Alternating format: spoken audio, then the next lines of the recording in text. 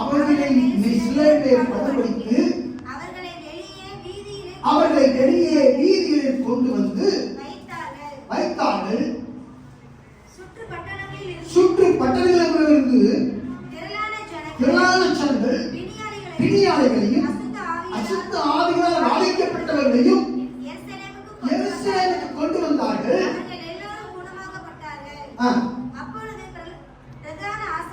ஆசாரியரும் அவனோடு கூட இருந்த சதுசேயர் சமயத்தார் அனைவரும் எழும்பி பொறாமையினால் நிறைந்து அப்போஸ்தலரை பிடித்து சிறைச்சாலையிலேயே வைத்தார்கள்.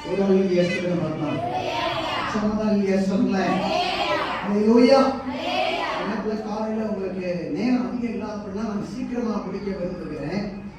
ஏன்னா தேவனாகிய கர்த்தருடைய வார்த்தை உங்களோட ஒரு வார்த்தை பேசிட்டா போதும், உங்க வாழ்க்கையை மாற்றம் அடைஞ்சிருக்கும். ஒரு அழகிய சொல்லுங்க, சொல்லுங்க.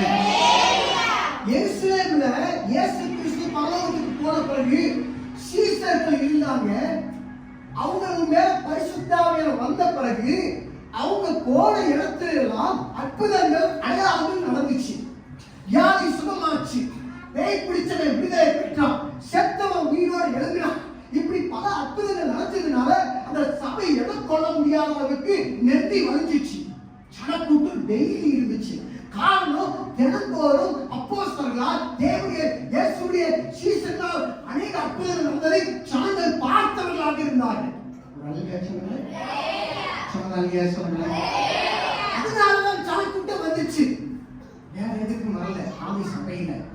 ஆனா இந்த ஜனங்கள் என்ன பண்ணாங்க, எல்லா ஜனங்களை போலவே இருந்தார்கள்.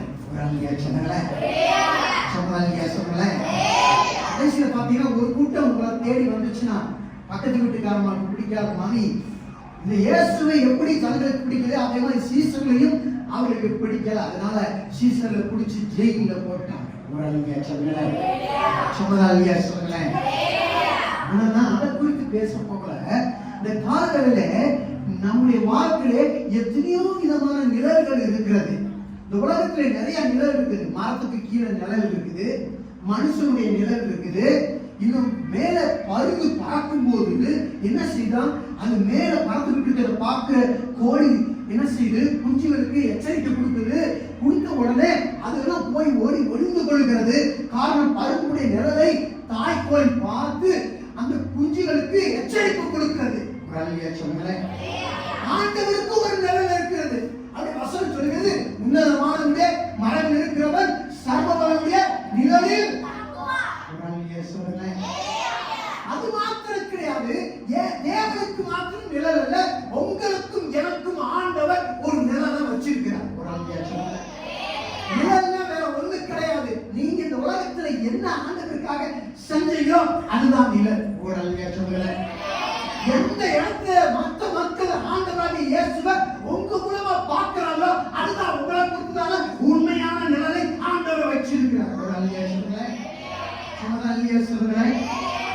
ஏன் நிழல் ஏதோ நிழலில என் நிழல் பட்டா உடனே ஏதோ காரியம் நடக்காது. ஆனா ஏன் நிழலுக்கு ஒரு வண்ணம் இருந்தால்தான் அந்த நிழல் மூலமாக ஒரு காரியம் நடக்கக்கூடியதாக இருக்குது. நாமக்கல் சொல்லுவாங்க, என்னதான் ஓட்டுனாலும் ஓட்டு மண்ணு தான் ஓட்டுன்னு சொல்லுவாங்க. ஒரு அழியா சொல்லுங்களேன். நிறைய பேர் அவருக்கு அப்படியே என்ன வச்சுக்கோங்க, அப்படி இப்படின்னு அப்படியே ஒரு சீனை போடுவாங்க. எனக்கு வல்லம் இருக்கு, நான் பாஸ்டர், நான் அதை செய்யறேன் இதை செய்யறேன், ஆனா ஒண்ணுமே செய்ய மாட்டாங்க. ஒரு அழியா சொல்லுங்களேன். சொல்லுங்களேன். எந்த ஒரு நிழலில தேவனுடைய வல்லமை இருக்குதோ அந்த நிழல் தான் தேவனுக்காக செய்ய வேண்டிய வேலையை செஞ்சுட்டு போயிடும். ஒரு அழியா சொல்லுங்களேன். அப்போஸ்தலர் நடக்கும் போது என்ன நடக்குது, மக்களை கொண்டு வந்து தெருவில் போட்டாங்க. எப்படி போட்டாங்க, அவங்க படுத்துக்கிற பாயோட கொண்டு வந்து போட்டாங்க, கட்டிலோட தூக்கி கொண்டு வந்து போட்டாங்க, அவங்க இருந்த ஜம்காரத்தோட தூக்கி கொண்டு வந்து போட்டாங்க. அவங்க எந்த எந்திரிக்க முடியாம இருந்தாங்களோ அதே நிலைமையில போட்டு இருந்தாங்க. எப்படி இந்த அப்போஸ்தலர் நடக்கிற வழியில ஜனமாக போட்டிருந்தாங்க, ஜனத்தோடு போட்டிருந்தாங்க போற வழியில. அப்படின்னு ஒரு கேள்வியை கேட்கிறேன், என்னைக்காவது ஜனங்கள் நீங்க தெருவுல போகும்போது உங்க நிழல் படணும்னு சொல்லிட்டு யாராவது வியாதியஸ்தரை கொண்டு வந்திருக்கிறாங்களா? நிறைய சொல்லுங்க கவனிக்கணும். இந்த வரிசையா போட்டுட்டு போகும்போது நிறைய பேர் வியாதியஸ்தர் மேல நிறைய பேருடைய நிழல் பட்டுச்சு. ஆனா நிறைய பேருடைய நிழல் எல்லாம் சும்மா கடந்து போகிற நிழலாக இருந்துச்சு. ஆனா பேருடைய நிழல் சும்மா கடந்துதான் போனான். சும்மா கடந்து போனாலும் ஒரு வல்லமை அவன் நிழலுக்குள்ளாக இருந்ததை ஜனங்கள் கண்டவனாக இருந்தார்கள், விடுதலை பெற்றவனாக இருந்தார்கள். சும்மா வாழ்றதுக்காக ஆண்டவர் உங்களை என்னை கிறிஸ்தவனா வைக்கல, அவருக்காக பிரகாசிக்கணும். இல்லைன்னா அப்படியே சும்மா இருக்கணும். ஒரு அல்லையா சொல்லுங்களேன், அல்லையா சொல்லுங்களேன். ஆய்மான கிறிஸ்தவனா இருக்க வேண்டிய அவசியமே இல்ல. ஒரு அல்லையா சொல்லுங்களேன். டூப்ளிகேட்டா இருக்க வேண்டிய அவசியமே. ஆமா பாத்தீங்கன்னா ஒரு ஒரிஜினல் மாதிரியே இருக்கும், டூப்ளிகேட் பாத்தீங்களா ஒரிஜினல் மாதிரியே இருக்கும். ஆனா உரசி பார்த்தா நம்ம தங்கத்துல என்ன தெரியும், என்ன தெரியும்? தங்கத்தை உரசி பார்த்தா தான் தெரியும். ஒரு அல்லையா சொல்லுங்களேன், அல்லையா சொல்லுங்களேன். வரிசையாக போட்டிருந்தார்களாம். வரிசையா போடும்போது நல்லா கவனிக்கிறோம். இயேசுவுக்கு 12 சீஷர்கள் இருந்தார்கள். அந்த 12 சீஷர்களுமே அங்கே வசனத்துல சொல்லப்பட்டிருக்கு, ஒவ்வொரு சீசனும் ஒவ்வொரு குணாதிசயத்துல இருந்தான், கேரக்டர்ல இருந்தான். இந்த பேதர் மாத்திரம் எப்படிப்பட்ட கேரக்டர் தெரியுமா? எப்ப பார்த்தாலும் இயேசு சொல்றதுக்குலாம் முந்திரி கொட்டையாட்டம் பதில் சொல்லிக்கிட்டே இருப்பான். ஜனங்களே யார் என்று சொல்றாங்க. ஒருத்தர் சொன்னா எலியா, ஒருத்தர் தீர்க்கதரிசி, ஒருத்தர் யோவான் ஸ்நானன் சொன்னான். ஆனா பேதர் மட்டும் சொன்னா, இயேசுவே நீதான் ஜீவனுள்ள தேவனுடைய குமாரனாகிய கிறிஸ்து என்று சொன்னான். ஒரு அல்லையா சொல்லுங்களேன். இயேசு கிறிஸ்துவை சிலுவையில் அடிக்க போக அந்த நாள்ல இந்த வாரத்துல தான் இருக்கு, ஏப்ரல் இந்த வாரத்துல குட் ஃப்ரைடே இருக்கிறது. ஒரு அல்லையா சொல்லுங்களேன். அங்க இருக்குது, எல்லாரும் அங்க வந்துருங்க. அப்ப நல்லா கவனிங்க. இந்த இயேசு சிலுவையில் அடிக்கப்படுறதுக்கு முன்னாடி இப்போ ஆண்டவர் சொல்றாரு, பேதுரு பார்த்து, பேதுருவே நீ என்னை 3 முறை மறுதலிக்க போற. உடனே ஆண்டவர் சொல்றாரு, நான் சாகிறதா இருந்தா கூட உயிரை விடுவேன் அப்படின்னு சொன்னான். ஆண்டவர் சொன்னாரு, ஒரு பாம்பு கிட்ட நீ செய்ய மாட்டேன், ரொம்ப கிட்ட நீ என்னை பத்தி மறுதலிக்க போற, சத்தியம் பண்ண போற, நீ என்னை சபிக்க போறேன்னு சொன்னாரு. நான் சொன்னது எதுவுமே நடக்காமல் போகாதுன்னு சொன்னார். ஒரு அல்லையா சொல்லுங்களே, அல்லையா சொல்லுங்களே. நீ போய் கடவுள போய் என்ன செய்ய, ஒரு தூண்டில போடு, அங்க ஒரு மீன் கிடைக்கும், அது வாயில இருந்து எல்லாருக்கும் ஒரு வெள்ளி குடம் இருக்கும், அதை எடுத்து உனக்கு யாருக்கும் கவர்மெண்ட்டுக்கு வழியை கட்டுன்னு சொல்றாரு. அல்லையா சொல்லுங்களேன். எப்பயுமே பேரு முந்திரி கட்டமாக இருக்கிறவன் இவனுக்கு தெரிஞ்சிருந்தா, ஒருவேளைக்கு நிழல் பட்டு ஜனங்கள் விடுதலை அடைகிறாங்கிறது தெரிஞ்சிருந்தா, இந்த அப்போஸ்தலர் நடவடிக்கை புத்தகத்தில் இருக்கிறது லூக்கான்றவர் இயேசுடைய சீசர்ல ஒருத்தர். அவர் தான் அப்போஸ்தலர் செஞ்ச அற்புதத்தை தான் எழுதி வைக்கிறார். இந்த பேதுருவும் சொல்லல, இந்த லூக்கா வேற எங்கேயும் சொல்லல. மத்தேயு, மார்க்கு, லூக்கா இருக்காருல்ல, லூக்கா இருக்கிறது லூக்கா எழுதிய சுவிசேஷம், அதே லூக்கா தான் அப்போஸ்தலர் எழுதுறாரு. இந்த லூக்கா எழுதின புத்தகத்துல எங்கேயுமே இல்ல, இந்த இடத்துல மட்டும் இந்த லூக்கா சொல்றாரு, இந்த முந்திரி கொட்டையாட்டம் வளர்வாயா இருக்கிற பேதுரு ஏன் நிழல் போட்டு நிறைய பேர் சுகமடைகிறான்னு தெரிஞ்சுக்கா, அவன் நிருபத்துல பைபிள்ல பின்னாடி பார்த்தீங்கன்னா 1 பேரு 2 பேரு இருக்குல்ல, அந்த புத்தகத்துல அவன் எழுதியிருப்பான், இந்த லூக்கா எழுதியிருப்பான். அதனால உடைய சில விஷயங்கள் அந்த பேதுருவுக்கே தெரியாமல் அவன் நிழல் மூலமாக இருந்து ஆண்டவர் அற்புதத்தை செய்து முடித்த தேவனாக இருக்கிறார். உங்களுடைய சுய நினைவுக்கு அப்பால், உங்களுடைய அறிவுக்கு அப்பால் சில விஷயங்கள் நடக்கும், உங்களுக்கு தெரியாமலே நடக்கும். நீங்க போயிருப்பீங்க, எதாச்சும் நடக்குது, அது மாதிரி உங்களுக்கு தெரியாமலே என் ஆண்டவர் உங்க நிழலை கொண்டு அநேகரை விடுதலை செய்ய வேண்டுமானால், பேதுருவுக்கு தெரியாமலே பேதுரு நிழலை வைத்து ஆண்டவர் அநேகருக்கு விடுதலை கொடுத்திருப்பார்கள். அப்படி கொடுக்காத ஒன்றை ஜனங்கள் எழுதியிருக்க மாட்டார், இங்கே லூக்கா எழுதியிருக்க மாட்டார். அப்படி விடுதலை இல்லாத ஒன்றுக்காக ஜனங்கள் டெய்லி அவங்க நடக்கிறது இடமெல்லாம் அந்த வியாதிகளை வரிசையாக போட்டிருக்க மாட்டார்கள். அப்படி நடந்தது. ஆனாலும் தேவனாகிய கர்த்தர் பேதுருவுக்கு தெரியாட்டி அவன் நிழல் மூலமாக ஒரு விடுதலை கொடுக்க காரணம் என்ன தெரியுமா? அவன் நிழலை என் ஆண்டவர் சுத்தப்படுத்தி இருக்க தேவனாக இருக்கிறார். பார்த்தாங்க, இந்த பேதுரு நிழல், பேதுரு மீன் பிடிச்சவன், நாட்டம் பிடிச்சவன், இயேசுவை மறுதலிச்சவன், அந்த நிழல்ல ஒரு விடுதலையை ஜனங்கள் பார்த்தவர்களாக இருந்தார்கள். ஒரு ஆளியா சொல்லுங்களேன்.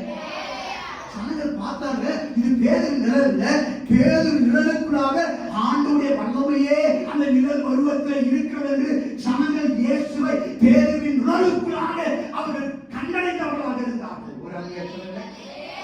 உங்க நிழலுக்குள்ள மூலமாக ஜனங்கள் எப்படிப்பட்ட வல்லமையை பெறக்கூடியவர்களாக இருக்கிறார்கள். உங்க பெற்றோர்கள் சொல்லுவாங்க, டேய் அந்த வீட்டுக்கு போகாத, அவன் நிழல் பட்டா கூட நீ விளங்க மாட்டேன். குறிப்பிட்ட ஜனங்களோட நீங்க சேர்ந்து பாருங்க, கொஞ்ச நாள் கழிச்சு அவங்க நிழல் படப்பட அவங்கள மாதிரியே நீங்க பேச ஆரம்பிச்சுடுவீங்க, அவங்கள மாதிரியே செயல்பட ஆரம்பிச்சுடுவீங்க, அவங்கள மாதிரியே நீங்களும் என்னென்ன செய்யறாங்களோ அப்படியே செய்ய ஆரம்பிச்சிருவீங்க. ஒரு ஆளுங்க சொல்லுங்களேன், சமாதான சொல்லுங்களேன். ஆனால் பேதுருவின் ஒரு நிழல் ஏற்கனவே பட்டிருந்தது. அதுதான் என் ஆண்டவராக இயேசுவின் நிழலாக இருக்கிறது. கரங்களை தட்டி கர்த்தரை நாம் ஸ்தோத்திரிக்கிறோம். ஹல்லேலூயா. பேதுருவாக அவன் வரல, பேதுருவுடைய நிழலை ஆண்டவர் சுத்தப்படுத்தி இருந்தார். எப்படி என்றால் இயேசுவுடைய நிழல் பேதுருவின் மேல் பட்டிருந்தபடியாலே அந்த அப்படியாக ஆண்டவர் அவனை உருவாக்கி இருக்கிறார். நீங்களாக இந்த இடத்துல சும்மா உட்காரவில்லை, ஏதோ ஒரு சுத்திகரிக்கப்பட்ட பரிசுத்தமான நிழல் உங்க மேல பட்டபடிதான் நீங்களும் இந்த இடம் வரைக்கும் வரைக்கும் நம்ம உட்கார்ந்து இருக்கிறோம். நாம இங்கே வரவில்லை. 1981 வருஷம் எங்க அப்பா ஜோசப் என்கிறவருடைய நிழல் என் மேல் பட்டது. அதனாலதான் நான் இங்கே நின்று கொண்டிருக்கிறேன். நானாக இந்த இடம் வரைக்கும் வரவில்லை. அந்த பரிசுத்தமாக்கப்பட்ட நிழல், செபிக்கிற நிழல், வேத வாசிக்கிற நிழல், ஆண்டவருக்காக வைரக்கமாய் இருக்கிற நிழல், அந்த நிழல் எங்கள் படப்பட நான் நிம்மட்டமாக நிற்கக்கூடிய ஊழியக்காரமாக இருக்கிறேன். ஏதோ ஒரு பரிசுத்தமான நிழல் உங்க மேல பட்டபடினால நீங்க விடுதலை பட்டவனாக இங்க உட்கார்ந்து இருக்கிறீங்க. இதுதான் தேவனாகிய கர்த்தர் இருக்கிற உங்களை பரிசுத்தமாக்கி இருக்கிற தேவனாக இருக்கிறார். அப்படின்னா உங்க நிலையை ஆண்டவர் பயன்படுத்த விரும்புகிற தேவனாக இருக்கிறார். ஹல்லேலூயா. ஆண்டவரே பேரு நல்ல பயன்படுத்துறீங்க. என்னை யாரோ ஒரு நிலம் மூலமாக என்னை உங்களுடைய அறியக்கூடிய வாக்கியத்தை கொடுத்தீங்க. அதே போல என் நிலம் மூலமாக யாராவது உங்களுடைய வரட்டும் ஆண்டவரே, இயேசுவை மற்ற ஜனங்கள் எங்களை பார்க்கட்டும் ஆண்டவரே என்று ஒவ்வொரு நாளும் கதை நாம் கேட்க வேண்டியவர்களாக இருக்கிறோம். சும்மா வந்துட்டு போகிற மனிதர்களாக இருக்கக்கூடாது. அந்த வியாதியஸ்தர் எத்தனை பேர் சும்மா போனாங்க, ஆனா பேரு சும்மா தான் போனா. ஒரு விடுதலை கிடைத்தது, ஒரு வல்லமை வந்தது. இயேசுடைய வல்லமை அந்த நிழல் உருவத்தில் ஜனங்கள் பார்த்தவர்களாக இருந்தார்கள். உடனே சொல்லுகிறேன், சமுதாய சொல்லுகிறேன், 86 வருஷம் எங்க அப்பா அவங்களுடைய நிழல் என் மேல பட்டுச்சு.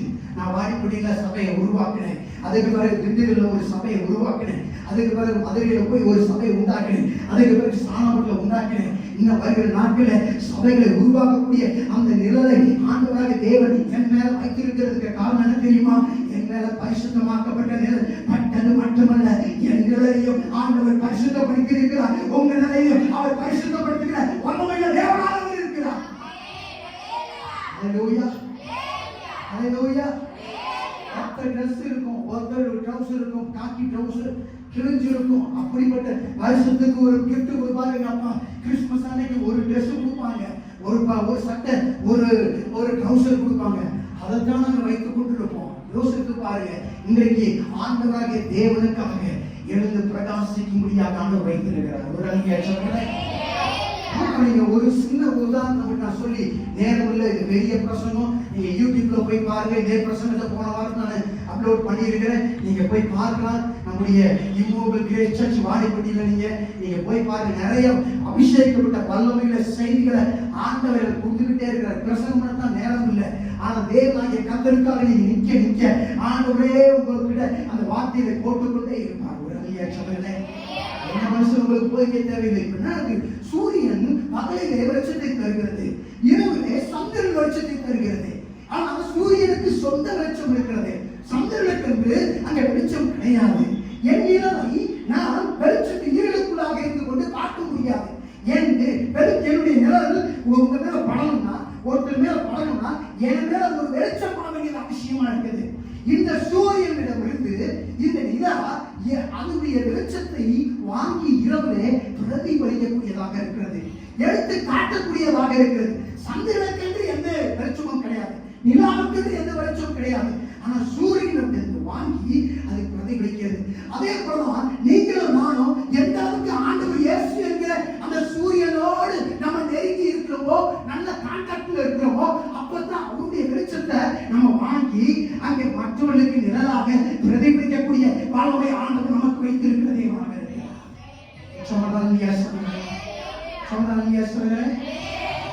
ஒரு பாவம் செய்கிற மனிதனுடைய நிழலை மற்றவர்கள் பார்க்க முடியாது. அப்படிப்பட்ட மனிதனுடைய நிழல் வரும் போய்விடும், எதையுமே செய்து விடாது. சிறு தேசத்திலே ஒரு மரம் இருந்துச்சு. அந்த மரத்து நிழலில் அநேகர் போய் தெரியாமல் போய் படுத்து விடுவார்கள். அந்த நிழல் எவ்வளவு பெரிய சூடான வெயிலிருந்து நம்ம வந்திருந்தாலும் நம்முடைய எல்லா விதமான களைப்பையும் போக்கிவிடும். அப்படிப்பட்டதான ஒரு மரம். அந்த மரத்துக்கு அடியில சிலர் படுப்பார்கள். கொஞ்ச நேரம் கழிச்சு பார்த்தா கை வீங்க ஆரம்பிக்கும், கொஞ்ச நேரம் பார்த்தா மூச்சு வீங்க ஆரம்பிக்கும், கொஞ்ச நேரம் கழிச்சு பார்த்தா சில மனிதர்கள் செத்தே போய் விடுவார்கள். அந்த விஷமரம் விஷத்தை தன் நிழல் மூலமாக அது பாய்ச்சக்கூடியதாக இருக்கிறது. இப்படித்தான் சபைகளுக்குள்ளாக பிசாசு சிறு தேசத்து மரத்தை வைத்திருக்கிறார். ஆரம்பத்திலே நல்லா பேசக்கூடியவர்கள் போல பழகுவார்கள், நல்லதா சொல்லுகிறது போல சொல்லுவார்கள். கொஞ்சம் கொஞ்சமாக அவருடைய விஷத்தை பாய்ச்சுவார்கள். அதனாலதான் நீங்க சபைக்கு வந்தா கூட யார் பக்கத்துல உட்காருகிறத குறித்து நீங்க ரொம்ப எச்சரிக்கையா இருக்க வேண்டும். ஒரு அல்லியா சொல்லுங்களேன், நல்லியா சொல்லுங்களேன். உங்க நிழல் சிறு தேசத்து மரத்தை போல அது விஷத்தை பாய்ச்சுகிற நிழலாக இருக்குதா, அல்லது தேவனுடைய வல்லமையை கொடுத்த பேரவின் நிழலை போல விடுதலை அளிக்கக்கூடிய ஆசீர்வதிக்கப்பட்ட சுத்திகரிக்கப்பட்ட நிழலாக இருக்கிறதா? யோசித்து பார்க்க வேண்டும். ஒரு அல்லியா சொல்லுங்களேன், அல்லியா சொல்லுங்களேன். நானாக சந்தனாக வெளிச்சத்தை கொடுக்க முடியாது. இயேசுவோடு நாம் நெருங்கி இருக்கும்போதுதான் அவருடைய வல்லமை அந்த அளவுக்கு ஜனங்களை தொடக்கூடியதாக மாறுகிறது. ஒரு அல்லியா சொல்லுங்களேன். இந்த காலத்துல யாருடைய நிழலை ஆண்டவர் எடுத்து பயன்படுத்த வேண்டும் என்று விரும்புகிறீர்களோ அவங்க இருக்கிற இடத்துல அப்படி எழுந்து